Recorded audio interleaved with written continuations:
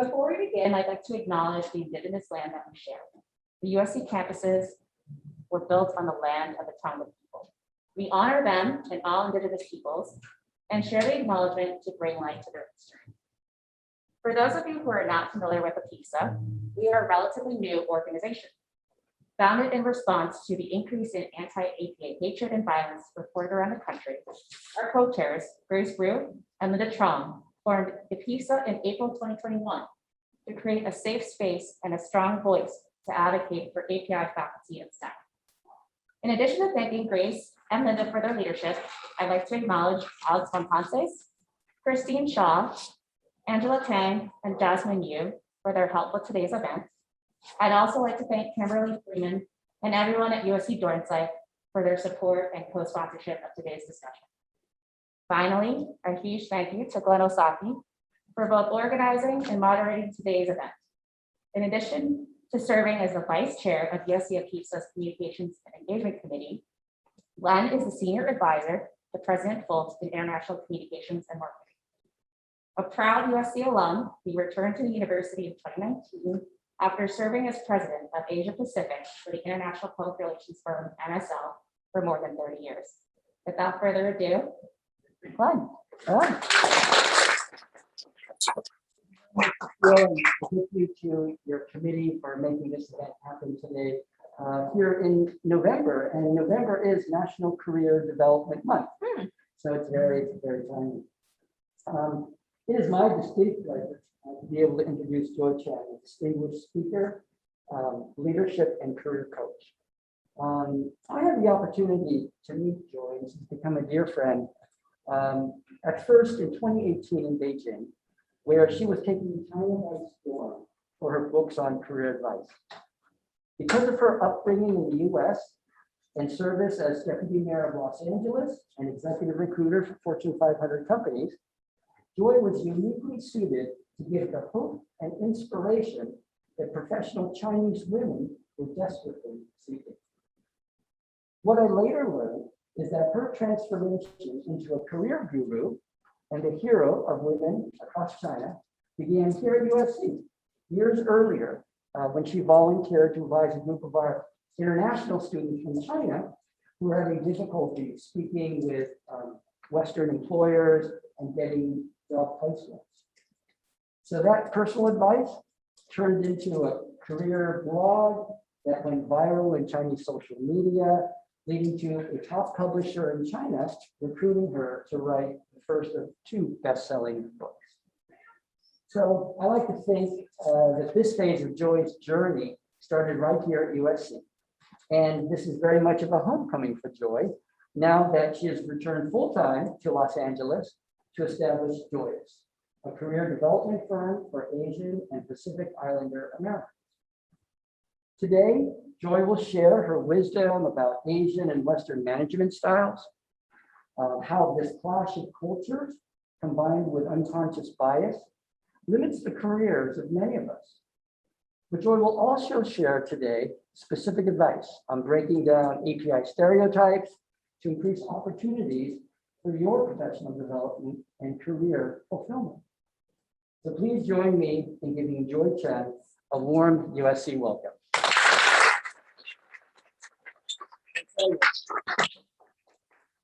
much, Glenn. I am so thrilled to be with you all today, and especially honored to be introduced by Glenn Osaki. Glenn, as he mentioned, is a friend of mine. You may not know how much influence that Glenn had in Asia.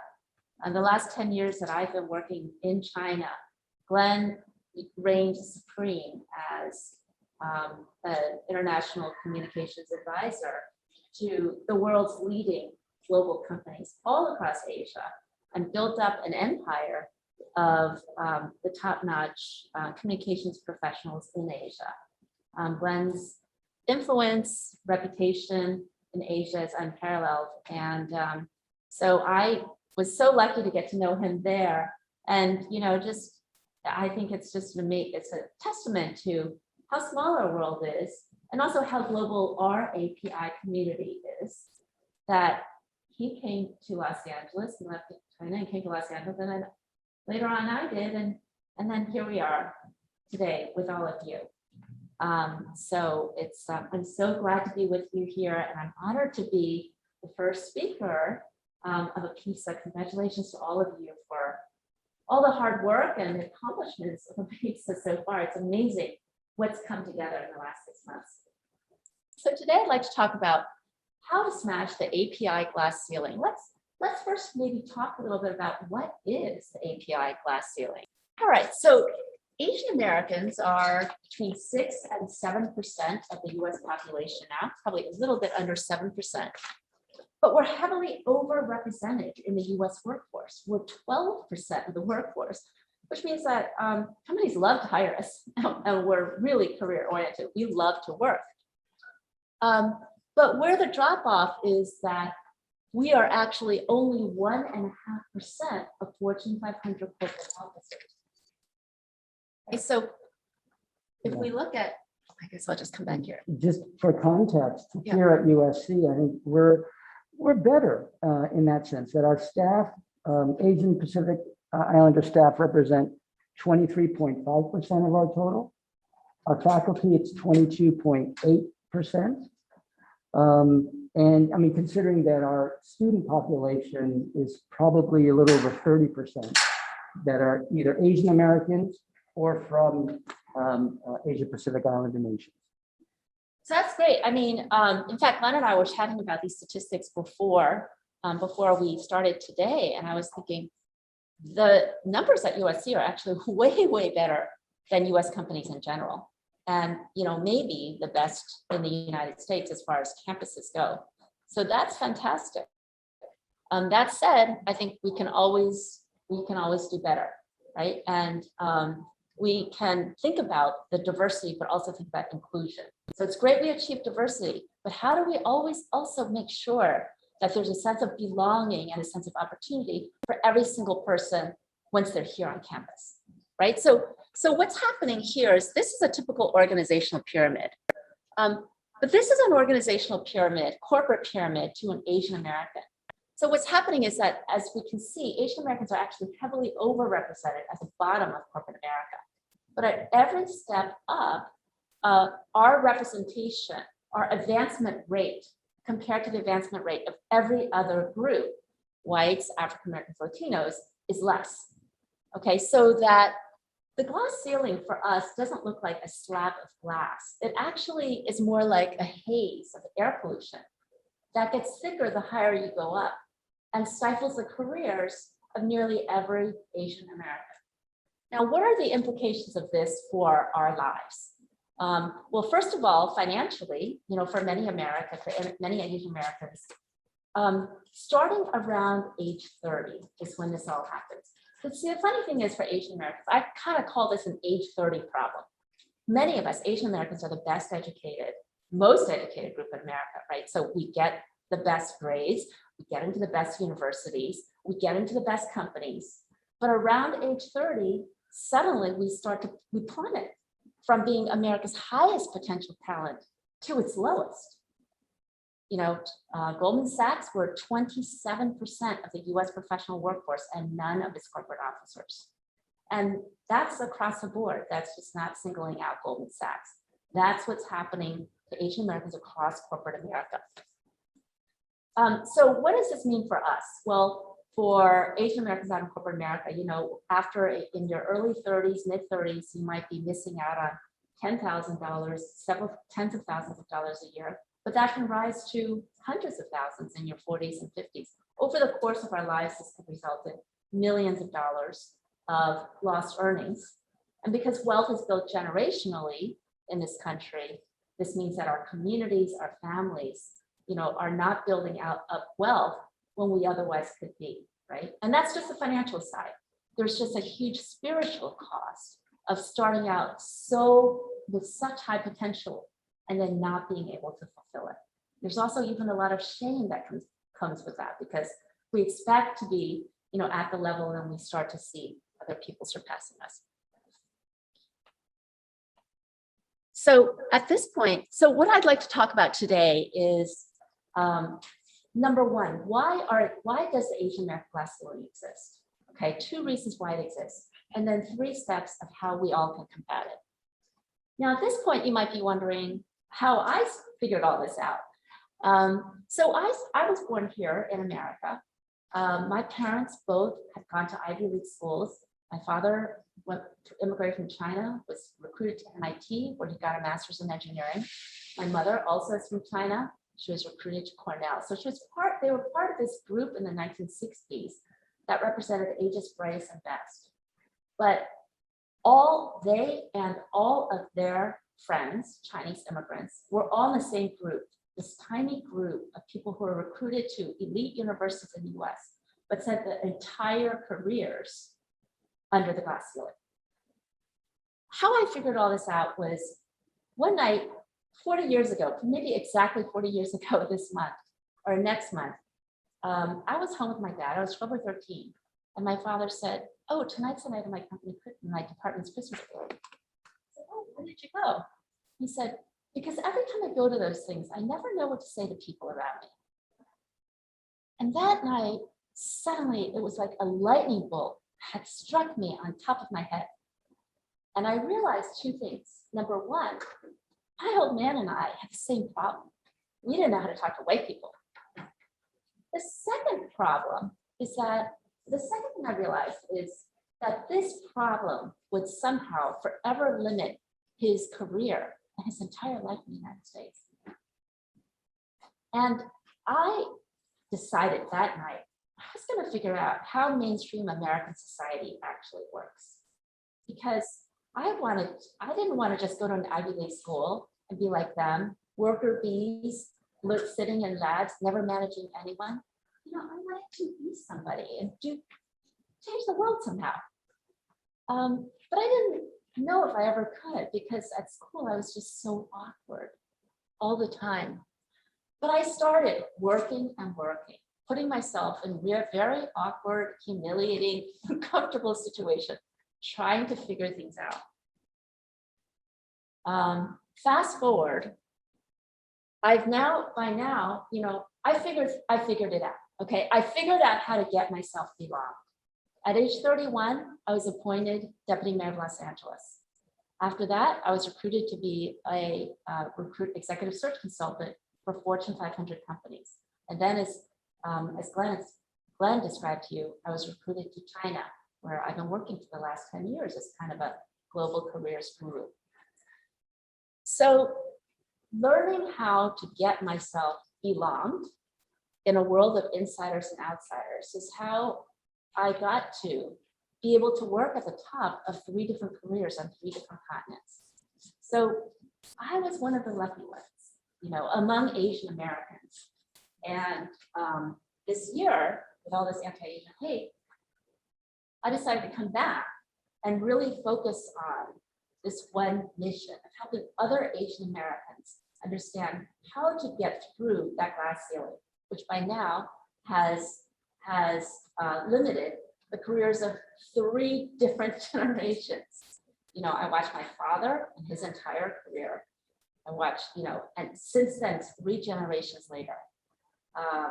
So that's what I'm working on now.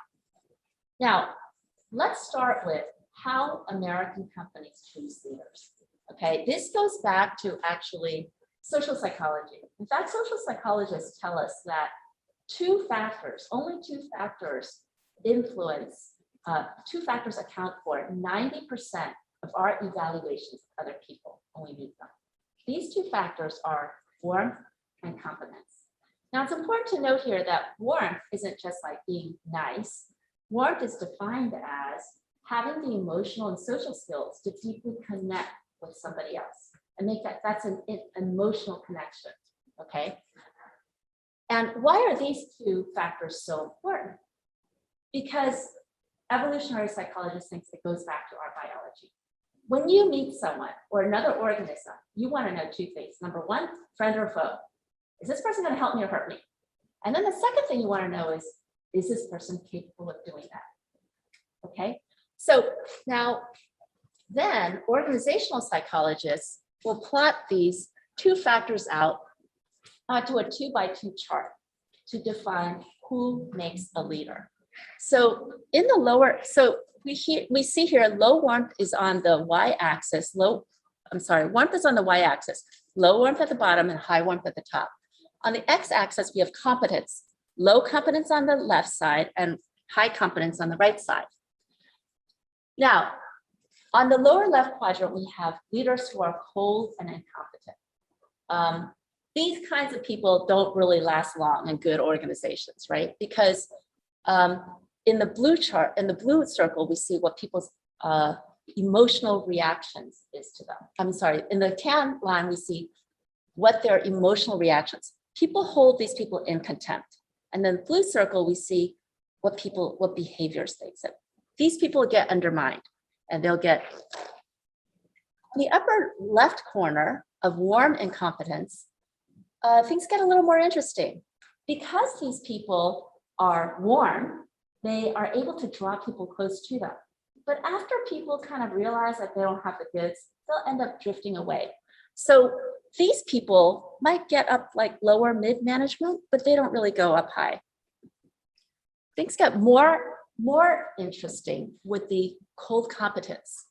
These are people, because they're smart, they're respected. But because they don't have that emotional connection, people in America won't really go the extra mile for them. Now, Western leadership happens in the upper right quadrant of warm, competent people. These are the people who we admire, who people will go to bat for. And so Western leadership happens up there. Can anybody think of someone who is warm, competent, maybe like a public figure that we all can think of? Is an incredible example of a warm, competent leader. When you meet him, he immediately puts you at ease. He doesn't lead with, oh, I'm so brilliant, let me tell you my resume. I advise CEOs around the world. He's just like, hey, how are you, right? So he makes you love him. And then you understand, the goods that he brings. Another person that you might think of is, I think of US Senator Tammy Duckworth, right? She deals with so much incoming fire, and yet she's just always so optimistic, so happy.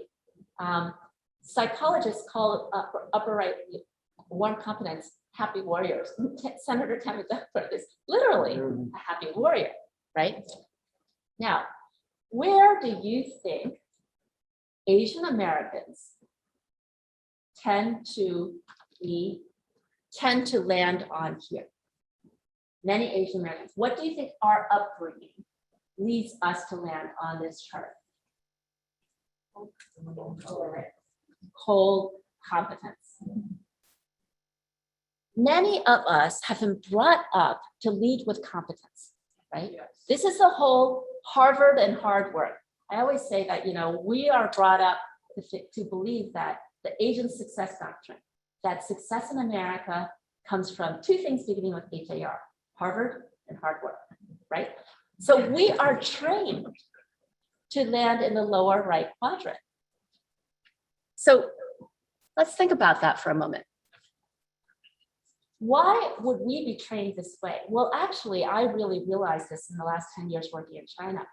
The way that we've been trained actually optimizes us for work in Asia.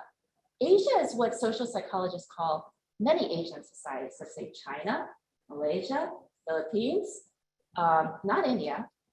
These societies are called high-powered distance societies that focus on order and harmony. Everyone knows their place.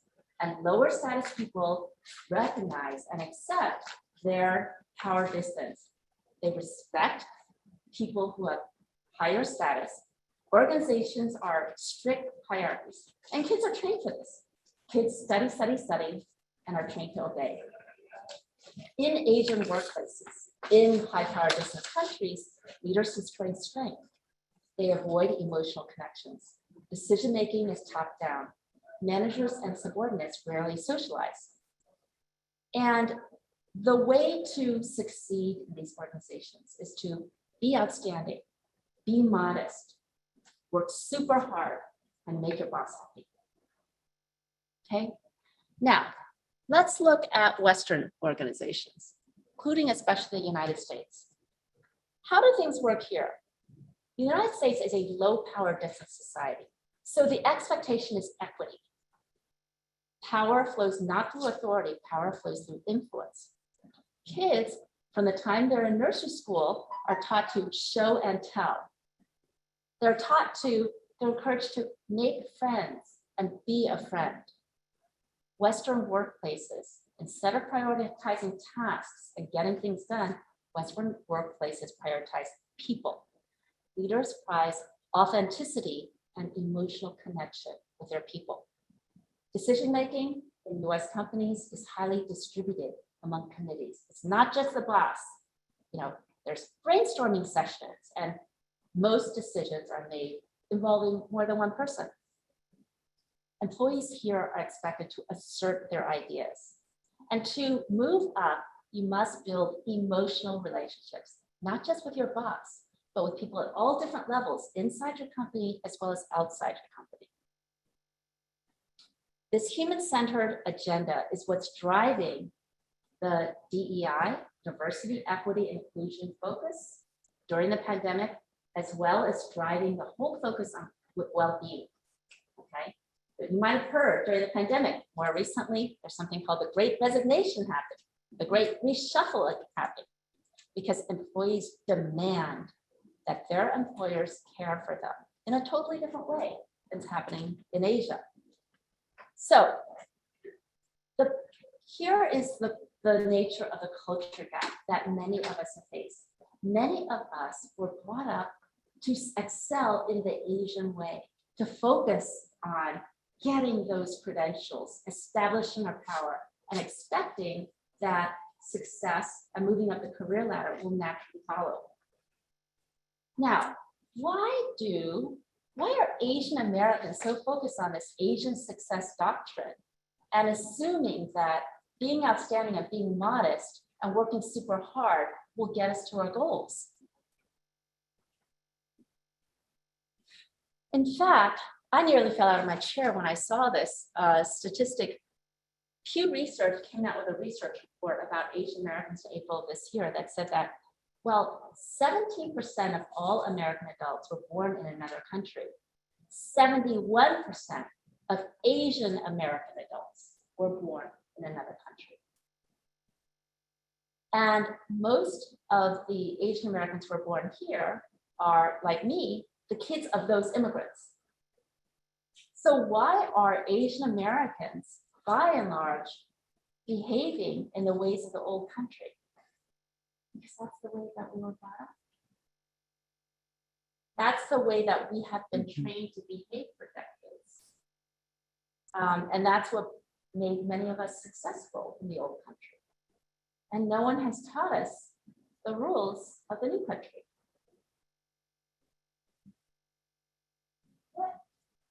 How does this play out in Americans' perceptions of us?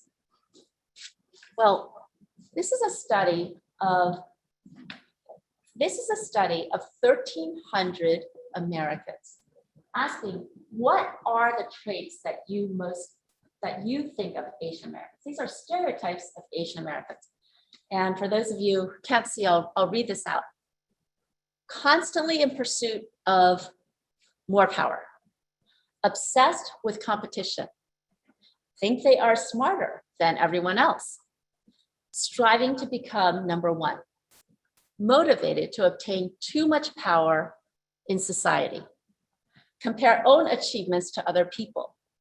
To get ahead of others can be overly competitive, enjoy disproportionate economic success.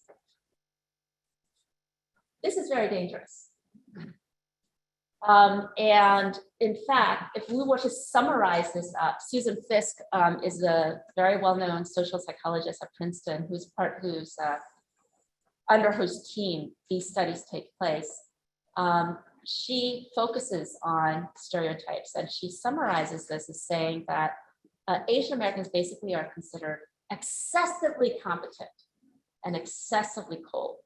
And when you think of that 2x2 chart, she also has found that during times of social upheaval, groups that are in that lower right corner are attacked. So this explains the anti-Asian hate in a way. that what happens is people who already are biased against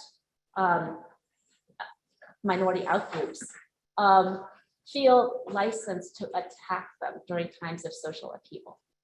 How does this kind of exclusion take place in the workplace? What does that mean? Is that Asians are excluded. So actually the exclusion of Asians in the workplace and the hatred that we see on the street are part of the same thing about these stereotypes of Asian Americans as excessively competent coupled with excessively ineffective. Asians suffer from something called role incongruence, where we are stereotyped as being competent but lacking the leadership skills that we need. These stereotypes raise the bar for us to constantly have to disprove these stereotypes, even though in many situations we may not feel comfortable enough to actually do so. Okay, let's talk about unconscious bias for a minute. Unconscious bias means that when you see someone, you immediately type them into a category. We all do this. And then we immediately assign to that person all the traits that we associate with that category of people. Something called confirmation bias then sets in, where someone could act, 8 out of 10 times that's incongruent with a stereotype, but you will not notice that. But the 2 times that you perceive this person as acting in concert, in congruence with your stereotype, you get these dopamine hits like, see, just like all those other Asians, right? So this is how unconscious bias works, and it becomes a self-fulfilling prophecy. Now, I want to get to solutions. So we have talked about what is the Asian American glass ceiling. We've talked about the 2 factors that contribute to it, a culture gap and unconscious bias. How can we all supersede it? As I see it, there's 3 things that we have to do. Let's start off and assume that we're all highly competent professionals. Okay, we have all the technical skills that we need. Many of us are in this position. We want to become high impact leaders in the Western context. There's 3 steps. Number 1, we have to stop playing the Asian game. We're here and we're in a Western organization that play the Western game. This means understanding the culture gap, understanding how to identify and counter unconscious bias. The second step is to build these personal relationships, as I said, with people inside our organization, outside our organization. Personal relationships, and I mean emotional relationships. Many of us, I think, are used to relating to people intellectually, but here I mean emotional relationships. The third thing we have to do is grow our personal brand and our influence. This is our reputation, that people that you don't interact with every day, what comes to their minds when your name comes up? If we're not managing our reputation, it's probably not going to be very good. We all have a reputation online. We all have an online brand. We all have a reputation when your name comes up. What is that reputation? That needs to be managed.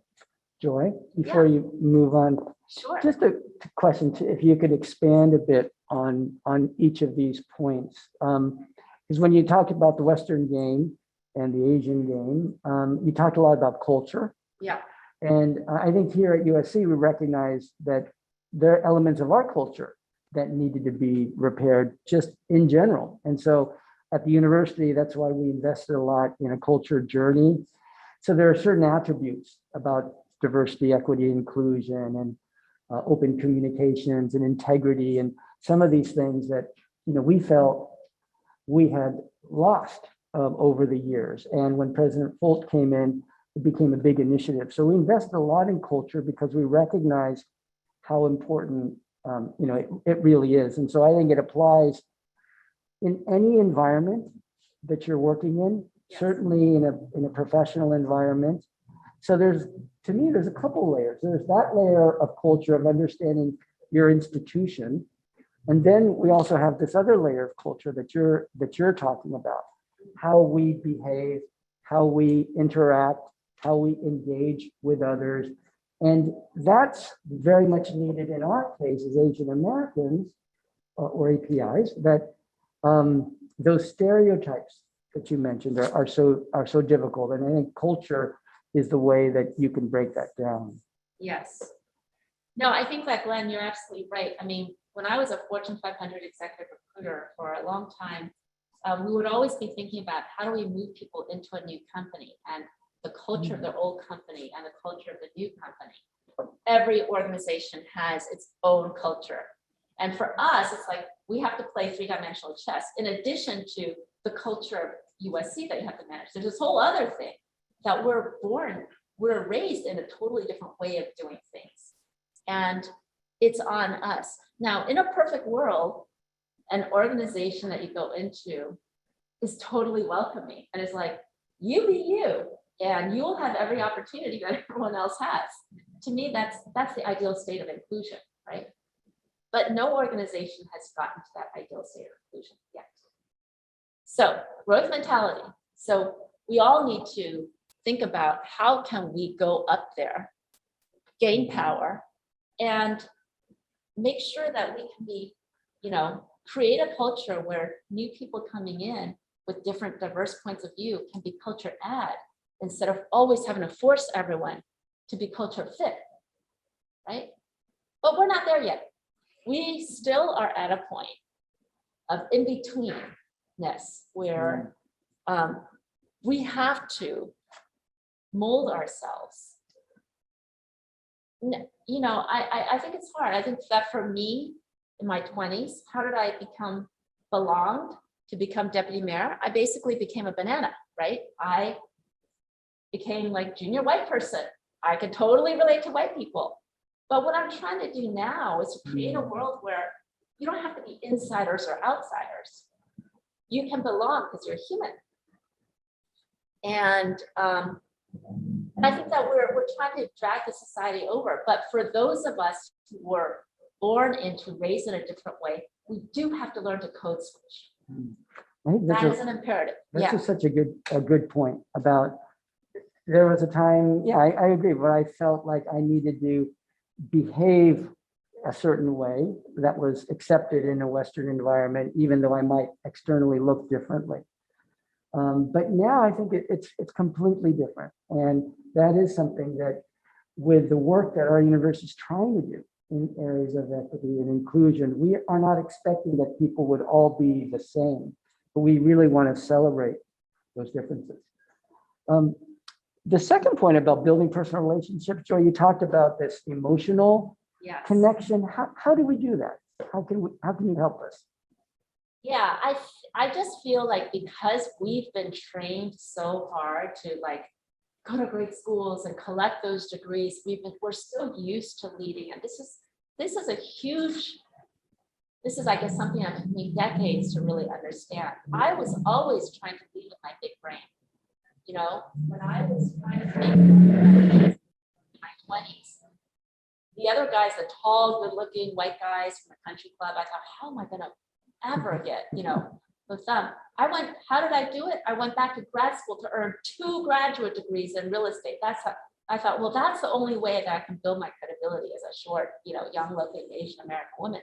But that was totally wrong, right? So it's not about that confidence. How do we create that emotional connection? I think it's just getting to know people personally. Starting off with, hey, how was your weekend? Oh, your kids, how old are your kids? Oh, I've got kids, finding points of commonality. And then just little by little by little. I think that we often feel like we have to impress with the big things, like making the big annual report or the big speech. But it's actually all those little tiny points of contact. They say the water cooler conversation. All those little tiny points of contact actually matter more to your future and your advancement than oftentimes the big paper or the big presentation. Yeah. And then growing your brand. So yeah, I growing know you have your some brand. thoughts on I'm gonna leave you all with one hot tip on growing your brand, and then maybe we can have a chat. I'd love to get your questions. So here's my hot tip, that we really think hard about managing our online brands. And in fact, LinkedIn is really become the professional network for corporate America. I don't know, in academics or in your field, there may be other social networks, or if you guys have a presence on LinkedIn. But LinkedIn is where the action is really happening. And there's more and more content being created on LinkedIn. Now, many Asian Americans I notice on LinkedIn, they just have like their resume, like, their titles of what they've done in the past. But if you do that, then you do have an online brand, but it's limiting you because the world can only see what you've done in the past, limited by the glass ceiling. But LinkedIn is also a place where you can start posting your thought leadership. There's actually a feed there that you can start posting your thought. And LinkedIn, less than 4% of members post regularly, post once a week or more. That's much different than TikTok or Instagram or Facebook or whatever. So if you start posting on LinkedIn in your field, you have an opportunity very quickly to establish yourself as a thought leader. And that opportunity is now. With all the great reshuffle, everyone's rushing to LinkedIn right now. But you can get in there. And if you start posting, and the easiest way to start posting is to just start commenting on the posts of your thought leaders in your industry. This is way better than going to a conference with 3,000 people. And after someone speaks, waiting for an hour to shake their hand. You can immediately get to them. And the amazing thing is, because there's not enough content on LinkedIn, let's say there's a thought leader in your field. If you write a comment on there, their entire network will see your comment. And if you write a smart comment, they can go and look at your profile and they can connect with you. So you just piggyback off, and then your entire network can see the smart comment that you posted. So you don't have to even post if you have major awards or whatever, definitely put that in there. But if you spend 15 minutes a day posting smart comments, don't just say, oh, great job or great article. Post thoughtful comments. If you see an interesting post from a thought leader, just read the post 3 or 4 times. Think of 1 or 2 smart sentences to say, post their network. And you do that 3 or 4 times, I guarantee that person's going to start noticing, because that person doesn't have enough people posting comments on their thing. So they're going to notice you. Folks, this is coming from a LinkedIn influencer who this week, LinkedIn asked to go to her home to film her because of the impact and influence that she has. So she knows what she's talking about. The other thing is that there are other networks that we are part of, social media, bulletin boards, chat groups, that if we engage more in those, we can also achieve that. And I know that in an academic environment, depending on your field of research, for example, there would be similar groups that you could be actively involved in. And it's a worthwhile investment in your time. Yes. Especially if you feel a little shy seeing people in person, you can just do this from the quietness in your pajamas, from your own home. Yeah, I just, as Ben said, sorry, I'm having a little allergy. I just got back from China in August and started posting on LinkedIn in September. And there's just so little content there. LinkedIn shocked me. LinkedIn contacted me and said, hey, we would like to come out and shoot you, photo and video shoot you for the LinkedIn corporate brand. I'm just a nobody. They just started, there's just not enough content out there. So I encourage everyone to get out there ahead of the curve. So we're going to open it up for questions now, but I'm going to start. I've got a lot of questions, but I did want to ask you one in our environment. So you talked about creating that emotional connection, the water cooler talk. Certainly in this environment, when we're masked and we're on Zoom all the time, it's not as easy. But do you have any suggestions for us, or how we might use our Zoom meetings or environments to build that connection? Yeah, that's such a great question. I mean, I think that what I would suggest is, first of all, for Zoom meetings, get there like 2 minutes early and just chat with whoever's there first. So I would always start early and hang out after other people do that. Wave and say, oh, if there's anything else happening, I would hang out until the end. For in-person meetings, I've always felt that the some of the most interesting things happen after meeting's over, like when you're walking to your car with somebody, or as you're walking away and say, hey, what did you think of that? So if you can achieve that after a meeting with whoever's left would be great. Or just call them up after the meeting, say, hey, what'd you think of that? To the extent there are any opportunities to get to know people, I mean, I've been delighted by people, old friends who've reached out to me, haven't seen in a while, or people who I'm meeting and just say, hey, would you be up for a quick Zoom chat, 15-minute getting to know you? Or if they're in the same city, hey, would you mind meeting up for a cup of coffee? So driving those points of connection. I think oftentimes we like to be asked, we like other people to reach out to us, but I think we should always assume it's on us. People assume that Asian Americans are unfriendly. That's a burden that you're going to have. That's a burden that's on you all the time, right? So it's a burden that you kind of often need to make that first gesture rather than wait to be asked. And I think that in some respects, the Zoom environment, because it's kind of equitable, it does allow anybody to jump in, raise their hand, or make a comment. And I've talked to people and students and even faculty about the Zoom environment helping some of the non-native English speakers or those that are a little bit more shy to be able to participate and contribute. So I think we can actually use Zoom to our advantage, recognizing that it's kind of here to stay. We will hopefully have more hybrid meetings or in-person meetings, but yeah, I think there are ways to use it effectively and to show that interest, that empathy.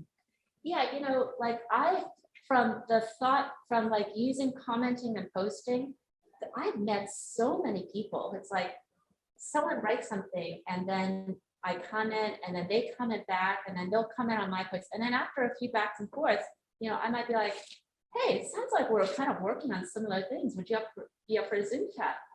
And almost always they'll say yes. If everyone's saying no, then maybe you're not being interesting enough. Use everything as data. Don't ever take any rejection as a personal rejection of you, right? If you get rejected for a job, if you just look at it and say, what should I learn from this? That's a data point. If you start asking people to meet, they should be like, oh yeah, we are working on similar things. That would be cool to meet. And you could be meeting people that you would otherwise never get to know because they're not in your city. And people are sitting around bored at home. They're kind of open to meeting people. So I would suggest you take the opportunity and say, hey, would you be up to, meeting by Zoom sometime? Set up a 15-20-minute chat to get to know people. If everyone says no, then maybe you're not being interesting enough, right? Maybe your profile isn't interesting enough. Before I ask another question, let me just see if there's any questions from the audience here. Anybody in the room have a question? Comment? This is something I talk about a lot, but what happens if you don't want to play the Western game? But you're here. But you care. Yeah, I mean, we have an Asian American class here. Not everyone wants to get to the top. Everyone has different views of success. Totally cool, right? So I'm not here to comment on anyone's ideas of success. Some people, may just love to be an independent contributor because they don't want to deal with managing other people and all the, headaches that can come with that. Totally cool. What I'm just saying is, if you want to move up, increase your areas of responsibility, increase your salary, increase your impact and influence in your organization and society, then these are the things that you need to be aware of. Yeah, I being think you do, aware of unfortunately, have to play the Western game at this point to some extent. Unfortunately, there's no way around it. Someday we'll live in a world of perfect inclusion and, I'll retire. Does that answer your question? Yes. Okay. There's just some of the question in the online Q&A sections, if I can just bring that up. An anonymous attendee was saying, to be honest, I am concerned about Joy's view on playing the Western game, It almost sounds like she is asking us to understand white people's world and try to assimilate yourself into the white culture as much as possible. How do you position Asian or Asian Americans in the larger US society where diversity and inclusion becomes more and more important and challenging? I am not at all saying that we need to whiteify ourselves. I think that we bring so much to the table.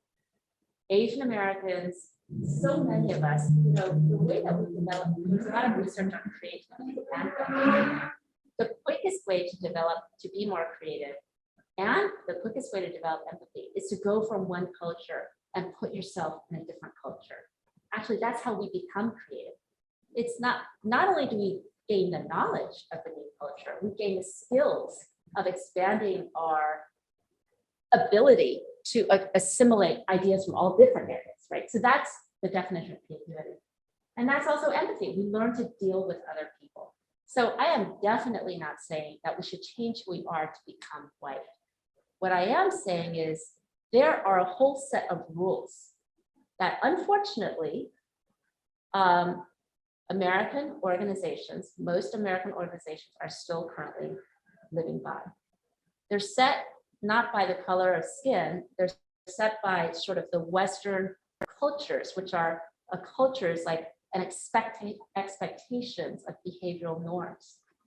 That is how these organizations are operating. We can choose to remove ourselves from that, but we can't choose to remove ourselves from that and still dominate in those organizations. Ideally, we can understand the rules of the game, play them enough to gain power, and change the game and create greater inclusion for other Asian Americans. So the next generation of Asian Americans don't have to play that game. Okay, but I just don't see ourselves there yet. Unfortunately, I wish we were. I saw a couple other hands up. We'll go here first and then. Hi, Joy, kind of to meet you. I am very impressed with, the slides, talking about, those traits, this first impression of Asian Americans.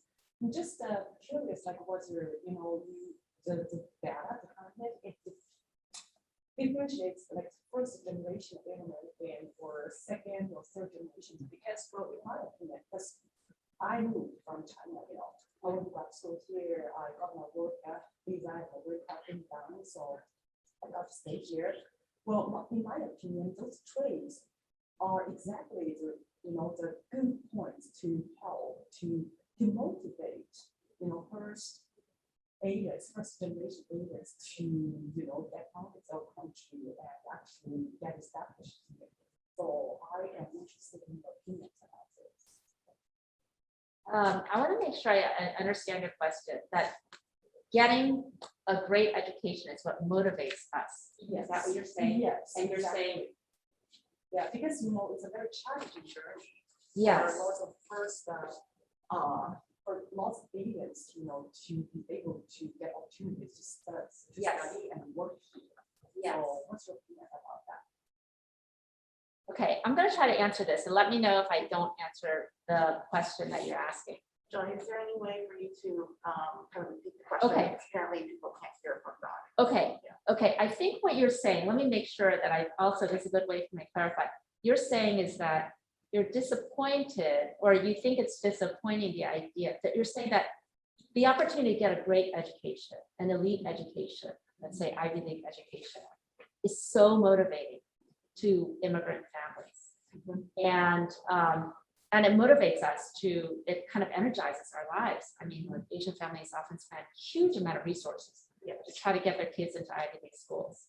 And you're saying, is your question that it seems quite demotivating to say maybe that's not. I think that the question is Okay. about the conflict, because those Yes. stereotypes that you showed Yes, are things that many families would want their kids to to become, be super to be confident. more competent, Yeah. to be more competitive, Yeah, to gain more power. So those are inspiring, and yet in the American context, those stereotypes have become negative yes, because that's what you said had led to some of the anti-Asian sentiment. Yes. So how do you reconcile the two? Yeah, that is a really deep question. I mean, we all want to be super competent, right? Like me, when I said, how am I going to become a partner at this firm? And they're all, tall and white and good looking and went to country, grew up in country clubs, and I didn't have any of that.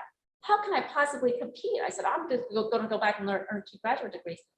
But that's not really, unfortunately, when we work to become even more competent, right? We assume that if we just become more competent, they will respect us and promote us. That's actually how it works in Asia. But that's not how people get promoted in the United States. It just isn't. I spent 7 years working as an executive search consultant. I've interviewed 4,000 of the world's most successful people, most of them in Western contexts. And the number one thing that we're looking for in leaders in America is not an Ivy League degree at all. It's that you can really inspire and motivate and influence other people to move in this direction. I'll tell you exactly what an Ivy League degree does for you. And this is what I hope that we can communicate to more Asian families, because I know that trying to get that Ivy League degree is so motivating and such a central focus for so many families. And we can end on this, is an Ivy League degree can be incredibly helpful for your first job out of school or graduate school. There are some law firms, some investment banking firms that love, especially, to pull from Harvard, Yale, whatever, NYU, Stern Business School. So where it can be incredibly important is that first job. Okay. After that first job, companies will weigh more and more. The further you leave that first job, companies are really looking at how you can get other people, especially when we're looking for leaders, how you are able to inspire and motivate other people to come together to get done the project that you want to get done. Because in our world, it's very complex. There's nothing great can be accomplished by just one person.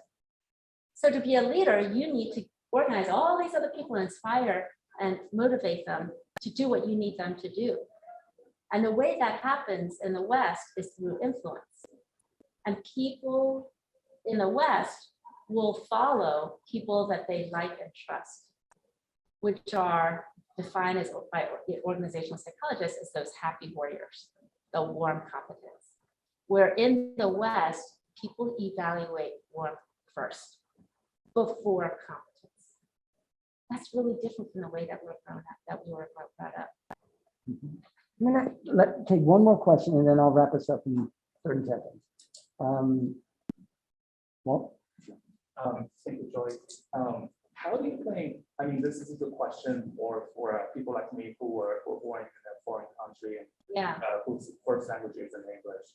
How important do you think is language in terms of establishing emotional connection? I'm not talking about communication, like we can make ourselves understood, but I'm more curious about like accent or the cultural nuances on the language. It is so important. And well, first of all, I know how difficult it is to be working in a language that's not your native language. It's exhausting. And you feel oftentimes like an idiot because, your vocabulary is limited and it's hard to express, I talk to people who are Chinese from China in English and, they see they're operating on this level. And then I switch to Chinese and they're so deep, they're so funny, they're so interesting, So first of all, I think when you're not able to fully express yourself, that is just a huge disadvantage. There's no getting around that. Accent is a huge area of discrimination. There's no getting around that either.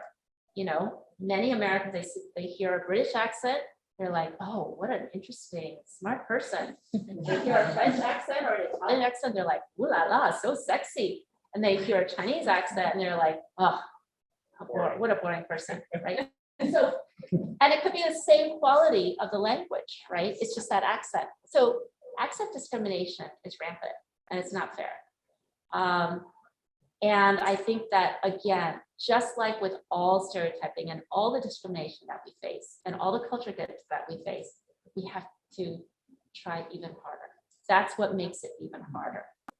And that's what makes these 3 steps even more important, that we understand what we have to do. And, you know, that makes just the imperative even stronger. So we are at our time. I think that for the audience that's here, Joy could probably stay for a few minutes and Sure. answer questions.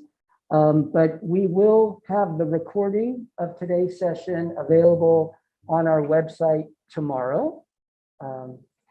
Jason, yes. And that's the website is apifsa.usc.edu. On that site, you can find other information about APIFSA, some of our other upcoming events, some of the actions and initiatives that we have. So please do check that out. And also, I just sorry, one last thing I should say, everyone is welcome if you want to hear more from me, to follow me on LinkedIn. I'm trying to post a lot of these career advice and connect and just chat with me and start conversations there. Yeah. And so we have lunch for the guests that are here to take away as you leave.